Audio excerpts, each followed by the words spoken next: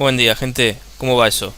Al final hice otro video, no tenía en mente hacer el segundo sobre el sensado de corriente, pero como me hice una entrada en el blog que es bastante extensa, si bien lo pueden leer todo de ahí, la idea era explicar un poco tal vez los puntos y bueno, básicamente es eso. Yo les voy a mostrar la entrada, es esta, el sensado de corriente alterna. Que bueno, acá lo que van a encontrar al principio es que yo voy a estar tratando tres métodos de sensado de corriente, que es lo que vieron en el video anterior, que usé shunt, un shunt medio casero con una resistencia de potencia.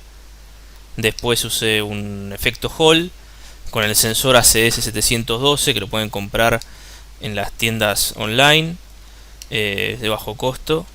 Y después con sin contacto, un sensor sin contacto con el toroide, ¿no? Transformador de corriente.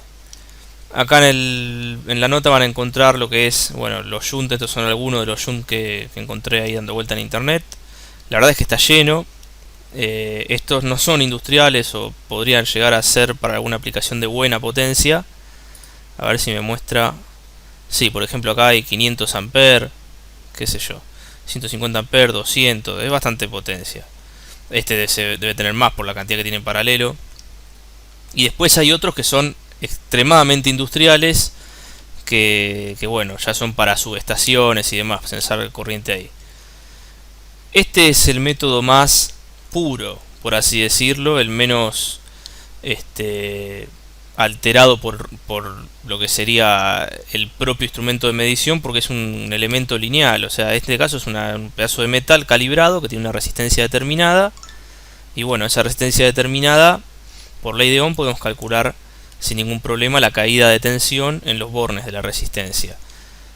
Es el método menos es el método, si bien es invasivo porque esto hay que conectarlo en serie con nuestro circuito, es el método que menos error nos va a dar de medición, ya que no vamos a tener ninguna parte activa ni tampoco va a responder de forma rara según el material, como puede pasar en un semiconductor. En este caso el shunt lo que va a hacer es comportarse como una resistencia, ya que es eso. Y bueno, ese es el método que usan los multímetros. Ustedes desarman un multímetro alguna vez, van a encontrar un alambrecito medio doblado, una cosa así. Ese es el shunt. Y bueno, es un método. Lo que pasa que el problema de esto, ya les digo, que tienen que abrir el circuito y ponerlo en serie con el circuito y medir entre los bornes del shunt, y eso es meter el instrumento de medición en el circuito, lo cual tiene algunos riesgos si estamos midiendo corriente alterna del domicilio por 220 volt y demás. Es un poco tal vez peligroso para el instrumento, pero bueno, si usan un instrumento con, por ejemplo, con baterías como un multímetro, no van a tener problema porque ya está aislado de la red. Es una medición flotante. Bueno, acá hablo un poco de esto. También los hay más chicos que este, como el del multímetro. Hay más chicos todavía en formato SMD, que son parecidos a una resistencia. De hecho, algunos usan una resistencia, depende de quién lo esté haciendo. En mi caso estoy usando esta resistencia, que es lo que vieron ustedes, una resistencia de cerámica de 10 watts, pero también las hay, las que son, por ejemplo, disipadas o de enchapadas. Hay algunas que son tipo espirales, pero no de un alambre, sino una chapa doblada. Bueno, hay un montón de formas de resistencia. También pueden ser una resistencia de un watt, por ejemplo, un cuarto de watt de las comunes. Todo tiene que ver con la potencia que ustedes van a estar pasando por la resistencia, ¿no? Recuerden que acá tenemos ley de Ohm para calcular la caída de tensión entre los bornes, pero también tenemos el ley de Ohm en potencia para lo que es la potencia de disipación. Esta resistencia es de 10 watts.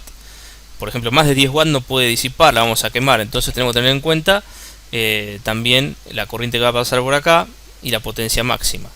Para eso yo acá les dejé un circuito recontra básico, que es este, donde yo les muestro una lamparita de 220 100 watts, una lámpara incandescente común de 220 de 100 watts. Acá representamos la línea de 220 alterna de la red domiciliaria y una resistencia de 0.1 ohm como la que tenemos acá en serie. Y lo que hacemos acá es medir en este punto y en este punto con un multímetro, un voltímetro o lo que ustedes tengan que mida tensión. nosotros vamos a medir 0.045 volt o 45 milivolt. Si nosotros aplicamos la ley de Ohm, acá lo que vamos a saber es la corriente que pasa por esta rama. Tenemos que hacer que la corriente es la tensión sobre la resistencia. Entonces tensión 45 milivolts sobre resistencia 0.1 ohm. Eso nos va a dar 450 miliamperes, que es lo que pasa por acá, que a su vez es lo que pasa por la carga, que es la lámpara. En este caso es una lámpara y no viene muy al caso, por ahí no nos sirve tanto la explicación, pero es el circuito más básico que vamos a encontrar para lo que estamos midiendo. Esto después acá podría ser un aire acondicionado, qué sé yo, una estufa o la carga que ustedes tengan en la casa. Y bueno, tengan en cuenta que una lámpara es una carga resistiva que no tiene, si bien tiene componente inductiva capacitiva, pero es recontra despreciable.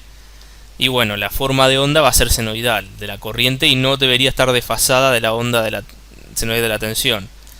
Pero si acá, en lugar de suponemos un ventilador, que es un motor, una carga inductiva, vamos a tener un desfasaje de la corriente respecto a la tensión. Ese desfasaje es el factor de potencia, el famoso factor de potencia, que es el que vamos a medir si ponemos, por ejemplo, un osciloscopio para medir tensión en una punta y corriente en la otra. Vemos las dos ondas senoidales desfasadas. Bueno, también puede que no sea tan senoidal la corriente. La tensión va a ser senoidal porque es la que viene del suministro y bueno, pero la corriente puede que no sea senoidal, ya que depende del componente que está pasando. En este caso es esta lámpara y no va a influir en nada. Pero si ponen una bobina acá, por ejemplo un motor, o conectan una fuente switching de una computadora, van a ver que la forma de onda de la corriente no es senoidal, sino que está totalmente deformada, con picos y demás. Y bueno, eso también hace ruido en la línea de 220, y mete armónicos y demás. Bueno, nos estamos yendo por las ramas. Después tenemos otro método que es el efecto Hall. Bueno, el efecto Hall, acá les explico un poco de qué se trata. Igual pueden ir a Wikipedia o algún libro de física y buscar qué es el efecto Hall si quieren expandirlo más. Yo lo digo así muy por arriba. Pero básicamente es esta placa que de un determinado material, que lo que se hace es polarizarla. Por ejemplo, acá tenemos una pila, se polariza de izquierda a derecha, circula una corriente. Obviamente esto es a nivel atómico, ¿no? Si alguno estudió semiconductores alguna vez, va a recordar lo que son los surcos, los que donan los electrones, los que los reciben y demás. Entonces, esto se hace una corriente eléctrica que no es más que el flujo de electrones de un lado al otro. O sea, en realidad no es el flujo de electrones de un lado al otro, sino es donde se ocupa el espacio, donde no había nada, donde ponemos un electrón, ¿no? Que al someterle un campo magnético, la carga, vamos a decirlo así para no meternos tan adentro, se va corriendo para los costados. En este caso son para los costados que son perpendiculares a lo que sería la corriente. Si la corriente va de izquierda a derecha, el perpendicular, que es a 90 grados, va a ser de arriba a abajo o de abajo a arriba. Entonces de esa forma se va situando una parte de la carga en la parte sur y otra en la parte norte, y esto es proporcional y casi lineal al campo magnético aplicado. Es decir, yo meto más campo magnético, más se sitúa hacia los costados la carga. Meto menos campo magnético, menos se sitúa en los costados la carga. Esta cantidad de carga que se sitúa en los costados norte y sur, llega un momento en el que se hace bastante diferencial un punto del otro, y podemos medir una tensión muy chica que se llama tensión Hall o voltaje Hall, que es lo que mostramos acá. En este caso tenemos un medidor y el tipo está midiendo la tensión, la diferencia de potencial que hay entre este punto norte y este punto sur, que es función del campo magnético aplicado a este material por donde circula la corriente. Esto es lo que hace el efecto Hall. Después, bueno, vamos a encontrar otro tipo de sensores como los magnetoresistivos o... Bueno, hay un montón de sensores más y tampoco quiero entrar mucho en el tema porque vamos a estar mucho tiempo hablando y no lo quiero hacer largo. Pero hay un montón de sensores diferentes de magnetismo que están buenos. Pero bueno, básicamente esto lo que se suele hacer es un puente de Wheatstone. Puente de Wheatstone, para quien no lo conoce, son 4 resistencias en serie donde cada nodo de unión de la resistencia tiene una actividad distinta. Y bueno, lo que se hace es meter en lugar de una resistencia y se puede medir con un galvanómetro o con un amplificador operacional en modo diferencial, la variación que hay, por ejemplo, al acercar o alejar un imán. Es lo que se suele hacer con este tipo de sensores. Después hay otros sensores que ya vienen encapsulados de forma integrada, como en este caso el UGN3503, que yo lo usé bastante, que adentro tiene el efecto Hall representado por este cuadrado con la X. Bueno, acá símbolo un amplificador, pero bueno, adentro tiene el famoso puente de Wheatstone, tiene el diferencial, por ahí un amplificador de instrumentación, una última etapa, bueno, un montón de cosas, no es solamente esto, pero bueno. En este caso tiene tres patitas, parece un transistor, pero es un sensor de efecto Hall, en donde nosotros le acercamos el imán y nos va a dar una tensión continua a la salida que es proporcional al campo magnético aplicado. En este caso es analógico, o sea, ustedes de acá, de este output, sacan, conectan un multímetro, miden tensión y listo, o lo meten a una entrada analógica de un micro y ya está. Hay otros sensores que son un poco más sofisticados, que son digitales, y en la salida tienen un protocolo, I2C, SPI, que sea.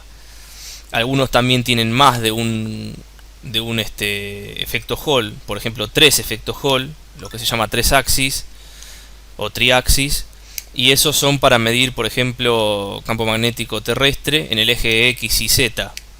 De esa forma pueden medir campo magnético y saber posiciones y demás. Lo van a encontrar mucho entre los teléfonos celulares, los magnetómetros. Si se bajan alguna aplicación de esas que miden todas las cosas que uno tiene adentro del celular, como CPU ID o alguna de esas, van a ver que algunos tienen magnetómetro y les muestra cuando lo van girando y lo van acercando a un imán y demás. Bueno, después acá tenemos otra aplicación, por ejemplo, el monitor de corriente con el toroide y un tajo en el medio donde ponemos el efecto Hall. Y bueno, como el toroide es un circuito magnético por donde circulan las líneas de campo, obviamente van a atravesar o van a circular también por donde está el efecto Hall, y el efecto Hall va a censar un campo magnético que se traduce como una tensión, que a su vez se puede traducir como la corriente que pasa por este conductor arrollado en el toroide. Es otra manera. Para esto tenemos que arrollar el conductor, todo el conductor que vamos a medir acá, y estos son unas cuantas vueltas tal vez. Yo tengo otra solución que es la que a mí me interesa, que les voy a mostrar al final. Después tenemos otros que son los integrados. Por ejemplo, bueno, esto ya no es un efecto Hall solo, sino que es un medidor de corriente, como el ACS712, que lo van a encontrar en 5, 20 y 30 amperes, depende cuál compren.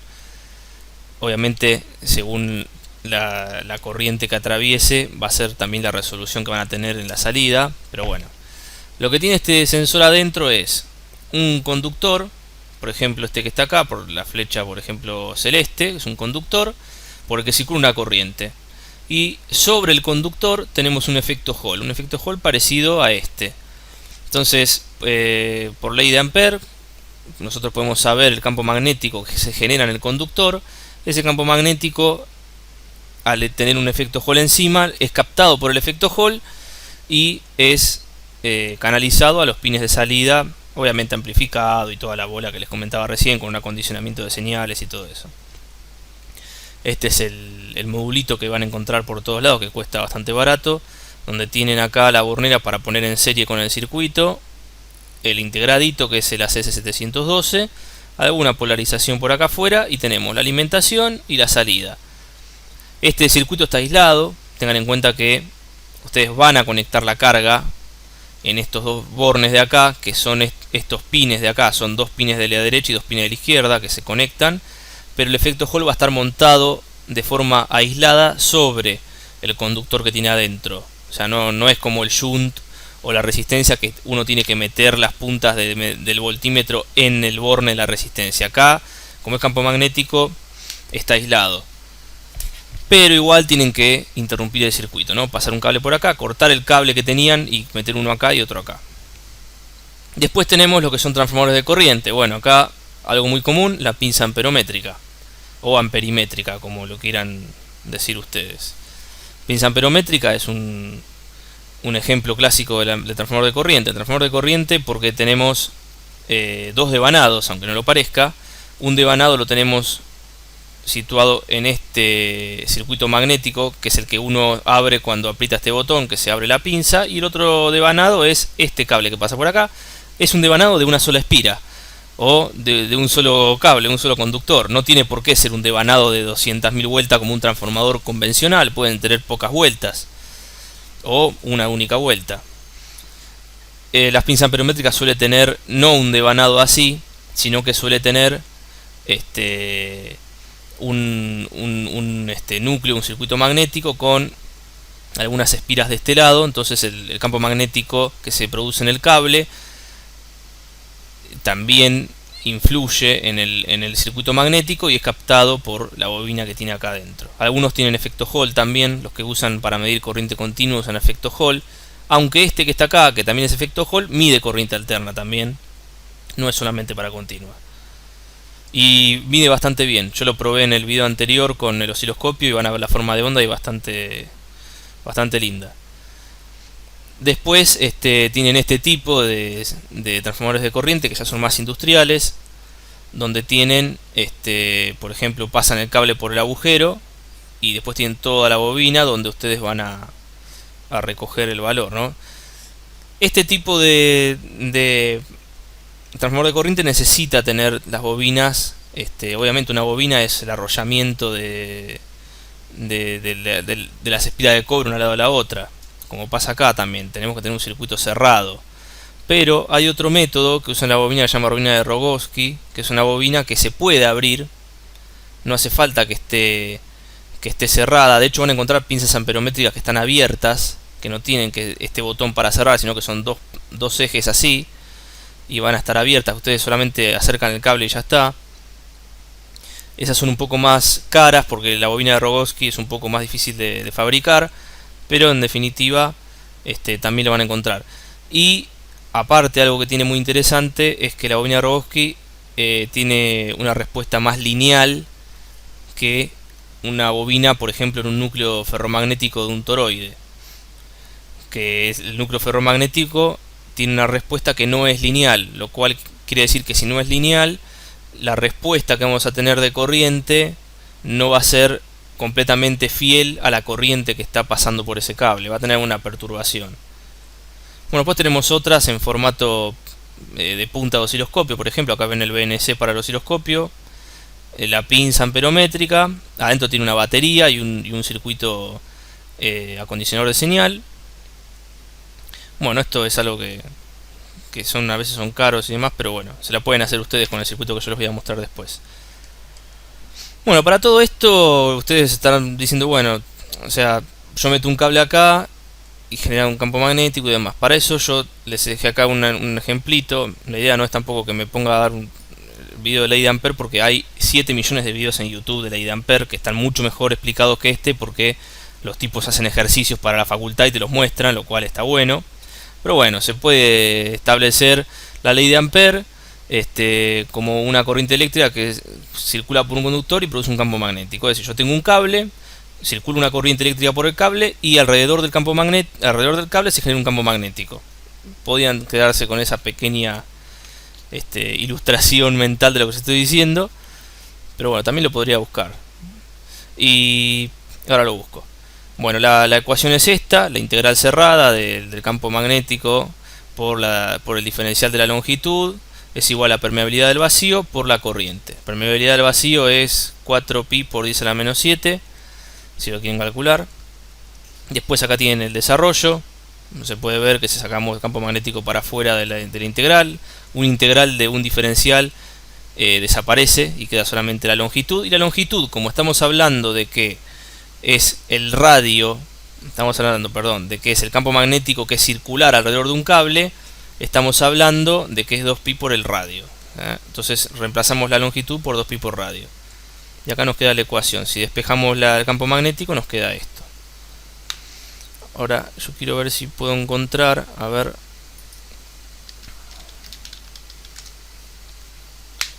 Bueno, acá está. Vamos a buscar algún dibujito lindo. Bueno, este que está acá está fácil. Como pueden ver, el conductor, la corriente que lo atraviesa, el campo magnético es circular. Por eso es una integral cerrada, ¿no? Porque es cerrada la integral. que, bueno, está la fórmula que te digo yo, está por todos lados. Tal vez le cambien alguna letra, pero es todo lo mismo. Acá podemos ver, por ejemplo, la regla de la mano derecha. Si usted pone la mano de esta forma, el pulgar indica el sentido de la corriente, y como ustedes cierran los dedos, es el sentido del campo magnético, como se puede ver, de derecha a izquierda. Acá tenemos el radio, que es 2pi por radio, que es lo que yo tenía calculado acá. Y bueno, si ustedes quieren calcular esto mismo a ley de Ampere para saber el campo magnético, pero en un toroide, lo que tienen que hacer es agregarle n, que es la cantidad de espiras, la cantidad de vueltas que tiene, nada más.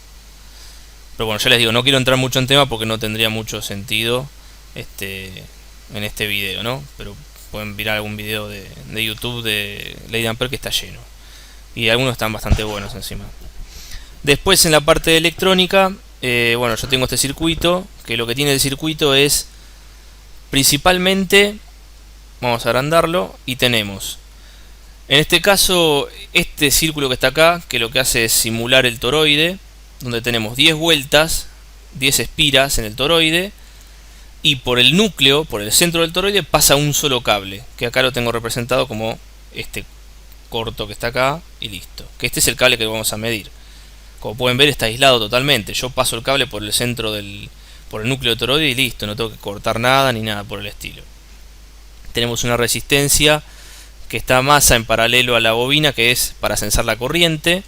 Acá tenemos un amplificador operacional que está cumpliendo las veces de filtro pasabajos y amplificador de transimpedancia. Lo que hace es convertir una corriente en una tensión. Quiere decir que acá vamos a tener tensión, obviamente.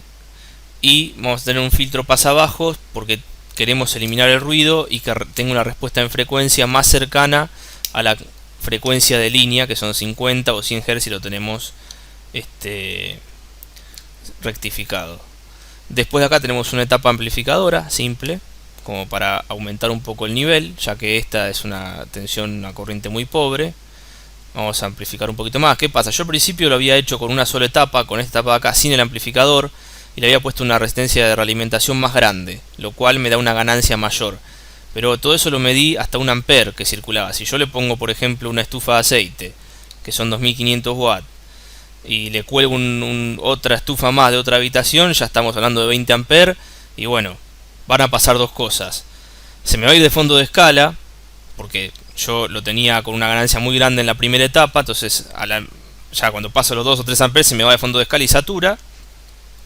Y por otro lado, lo que puede pasar es que se satura el núcleo por el campo magnético, y lo que tiene de bueno cuando se satura el núcleo del transformador es que ya el circuito magnético llega al límite de líneas de campo que puede conducir por todo su circuito, ¿no? Por todo el toroide. Cuando llega a ese límite de campo magnético, de líneas de campo, ya deja de transmitir o de inducir campo magnético en la bobina. Entonces, lo que quiere decir es que va a tener un límite. Por ejemplo, yo le puedo meter 2000 ampere y el tipo no me va a dar más que, por ejemplo, 5 volt acá a la salida. ¿Por qué? Porque el tipo ya después de los 10 ampere ya llegó a los 5 volt, 11 ampere sigue en 5 volt porque ya se saturó el núcleo y no puede transmitir más línea de campo. Lo otro que va a pasar es que se va a empezar a calentar.